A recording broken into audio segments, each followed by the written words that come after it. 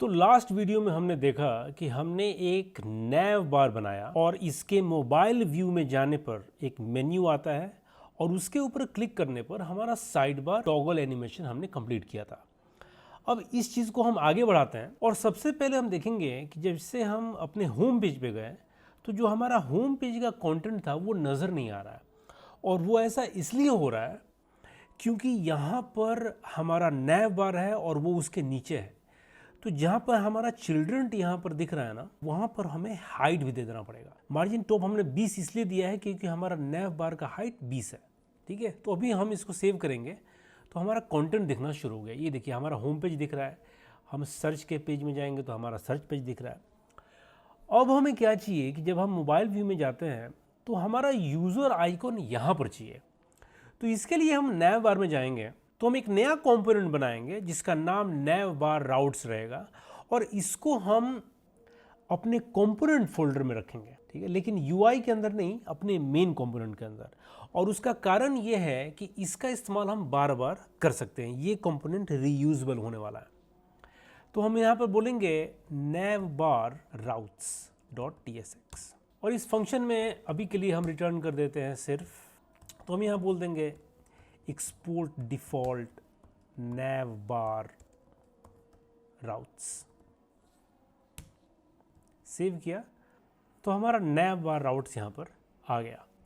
अब हम इसके अंदर जाएंगे और सबसे पहले एक यहाँ पर डिव बना लेते हैं और इस डिव के अंदर हम अपने यूज़र बटन को इंपोर्ट कर लेते हैं। तो हमारा यूज़र बटन यहाँ पर आ गया अभी। अब हम चाहते हैं कि ये यूज़र बटन इस साइड में रहे, तो हम पूरे डिव को ही इस साइड में कर लेंगे। और उसके लिए आसान तरीका क्या है? उसके लिए आसान तरीका है कि हम बोलेंगे कि मार्जिन लेफ्ट ऑटो। तो ये इसको इधर भेज देना चाहिए। इसने इसको भेज दिया तो हमारा यूज़र बटन आ गया। इसमें एक चीज़ बहुत इंपॉर्टेंट है, आफ्टर साइन आउट URL इसको होम पेज पे जाना चाहिए। ठीक है, अब इस यूज़र बटन के अलावा हम एक और यहाँ पर बटन बनाएंगे जिसको हम बोलते हैं टीचर और इसको फ्लेक्स बोल देते हैं। अब ये टीचर क्या करेगा कि जब हम टीचर के ऊपर क्लिक करेंगे, टीचर बटन पे, तो हम टीचर के पेज में जाएंगे जहाँ पर हम नए कोर्सेज बना पाएंगे। तो मैं क्या करूँगा, मैं एक यहाँ पे कांस्टेंट बना लेता हूँ। पहले मैं पाथ नेम लिख लेता हूँ। मैंने पाथ नेम ले लिया और ये पाथ नेम को यूज़ करने के लिए मुझे यूज़ क्लाइंट करना पड़ेगा। तो पाथ नेम के बेस पे मुझे डिफाइन करना है कि हम यहाँ क्या देखेंगे। मैं यहाँ बोलूँगा कि अगर path name starts with teacher, ऐसे अगर ये टीचर से स्टार्ट हो रहा है तो फिर एक मुझे बटन दे दो और उस बटन के अंदर रहेगा एग्जिट, क्योंकि हम वहां से बोलेंगे कि भाई तुम एग्जिट कर जाओ। अब अदरवाइज तो बोलते हैं कि अगर स्टार्ट हो रहा है टीचर से तो उसको बोलो कि भाई एग्जिट करे, नहीं तो फिर एक दूसरा बटन बनाओ और वहां बोलो कि टीचर। तो अभी हमारा टीचर का एक बढ़िया सा बटन हमें यहाँ पर मिल गया। इसका मतलब क्या हुआ कि अगर हमने इसके ऊपर क्लिक किया तो ये जाना चाहिए टीचर्स के राउट पे। तो मैंने यहाँ लिंक दे दिया ऐसे, और हमें लिंक को इंपोर्ट करना पड़ेगा। अब इस लिंक में एक href करके होता है, ये हमें बताना पड़ेगा कि ये कहाँ जाएगा। तो बोल रहे हैं कि अगर टीचर पे अगर आपने क्लिक किया तो ये टीचर राउट्स पे जाना चाहिए, और इसी को हम यहाँ पर भी कॉपी कर लेते हैं। और अगर आप ऑलरेडी टीचर्स राउट पे हो तो आप जाओगे होम पेज पे। तो हमने डैशबोर्ड में एक टीचर राउट बनाया हुआ है। यहाँ पर टीचर का है राउट, यहाँ पर मैंने बनाया हुआ है। तो हम टीचर राउट के अंदर गए और वापस भी आ गए। अब एक छोटा सा हम इसमें डिज़ाइन चेंज करते हैं और मैं जो टीचर राउट जहाँ पे एग्जिट हो रहा है ना, ये एग्जिट के अलावा मैं एक यहाँ पर लॉग आउट का आइकॉन भी डाल देता हूँ ताकि थोड़ा सा अच्छा दिखेगा ये।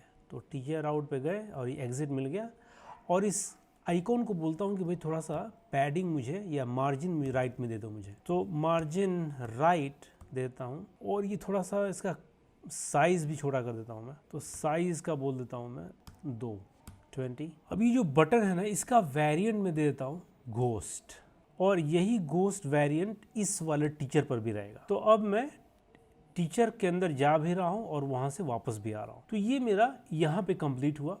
थोड़ा सा एक गैप दे देते हैं यहाँ पर, तो मैं बोलूँगा गैप x2 ताकि थोड़ा सा एक अलग रहे। अब एक चीज़ यहाँ पे करना चाहता हूँ मैं कि जब हम टीचर राउट्स पे आए हैं तो हमारा साइड बार का जो कंटेंट है वो चेंज हो जाए। ये टीचर के अनुसार होगा। मतलब कि जब मैं नॉर्मल राउट पे हूँ तो मुझे यूज़र का दिखना चाहिए, डैशबोर्ड, ब्राउज।